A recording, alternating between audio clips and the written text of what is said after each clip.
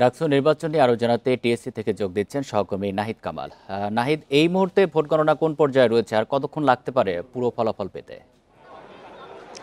সর্বশেষ প্রশ্ন দিয়ে শুরু করি। আসলে আজ রাতের মধ্যেই মূলত ডাকসু নির্বাচনের ফলাফল ঘোষণার কথা জানিয়েছে বিশ্ববিদ্যালয় কর্তৃপক্ষ। এরই মধ্যে আসলে সকাল ৮টা থেকে বিকেল ৪টা পর্যন্ত ডাকসুর ভোট গ্রহণ চলেছে এবং ৮০% ভোট পড়েছে। এর মধ্যে স্বতঃস্ফূর্তভাবে একেবারে সৌহার্দ্যপূর্ণ পরিস্থিতির মধ্যেই মূলত দুপুর পর্যন্ত ভোট গ্রহণ চলেছে এবং শিক্ষার্থীরা কিন্তু এখানে অংশ নিয়েছে। সেই সাথে অভিযোগ পাল্টা অভিযোগ কিছুটা ছিল, তবে বড় কোনো অপ্রীতিকর পরিস্থিতি ছাড়াই এবারের ভোট গ্রহণ চলেছে। আমি যদি টিএসসি কেন্দ্রে এখনকার চিত্র দেখাই, এখনও ব্যালট পেপার যেগুলো রয়েছে সেগুলো বাছাই প্রক্রিয়া চলছে এবং এরপরে ওএমআর শিটে মূলত এগুলো ভোট গণনা হবে। মূলত আরেকটা তথ্য আপনাকে জানিয়ে রাখি, প্রতিনিধি নির্বাচনে ৬ পৃষ্ঠার ওএমআর শিটের ব্যালট পেপারে রায় দিয়েছেন মূলত শিক্ষার্থীরা।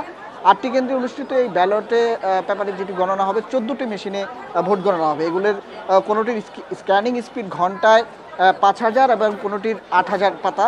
বিশ্ববিদ্যালয় কর্তৃপক্ষ সেই লক্ষ্যেই মূলত ১৪টি মেশিনের মাধ্যমে রাতের মধ্যেই ভোটের ফলাফল দেওয়ার এরই মধ্যেই তারা সিদ্ধান্ত নিয়েছে। এরই মধ্যে যে ৮০% ভোট পড়েছে তার মধ্যে শারীরিক শিক্ষা কেন্দ্রের মোট ভোটের হার ৮৩%, টিএসসি কেন্দ্রে ৬৯% এবং ঢাকা বিশ্ববিদ্যালয় ক্লাব কেন্দ্রে ৬৭%, উদয়ন কেন্দ্রে ৮৪%।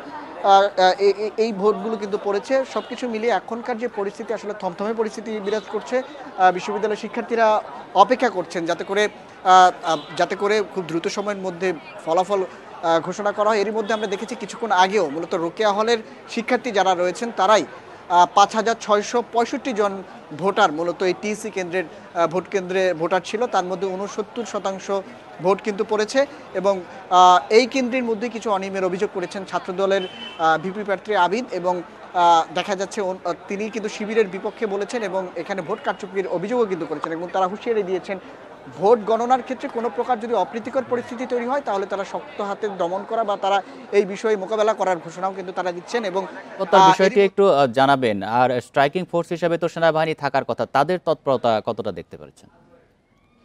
মূলত আসলে সেনাবাহিনী না, শুধু র্যাব, বিজিবি এবং পুলিশের সেই সাথে ডিবি সহ বিভিন্ন বাহিনী সংস্থার সদস্যরা কিন্তু বিশ্ববিদ্যালয়ের বিভিন্ন এলাকায় আছেন এবং বিশেষ করে প্রবেশমুখগুলোতে আমরা দেখেছি বিপুল সংখ্যক আইনশৃঙ্খলা বাহিনীর সদস্য মোতায়েন করা হয়েছে এবং যাতে করে বহিরাগত কেউ পরিস্থিতি ঘোলাটে করতে বিশ্ববিদ্যালয়ে প্রবেশ করতে না পারে সে বিষয়টি গভীরভাবে নজর রাখা হচ্ছে এবং ১১ তারিখ পর্যন্ত কিন্তু যাদের বৈধ লাইসেন্সধারী অস্ত্র রয়েছে সেটি নিয়েও কিন্তু বিশ্ববিদ্যালয়ে প্রবেশ করতে পারবে না। সব কিছু মিলে এখনকার যে পরিস্থিতি, শিবিরের পক্ষ থেকে এবং ছাত্রদল সহ অন্যান্য যেসব ভিপি এবং জেএস প্রার্থী সহ যে প্যানেলগুলো রয়েছে তারা বলছেন ভোট গণনায় আসলে যারাই বাধা দিবেন কিংবা অপ্রীতিকর পরিস্থিতি তৈরি করবেন তারা সেটি মোকাবেলা করবেন এমন ঘোষণা দিয়েছেন।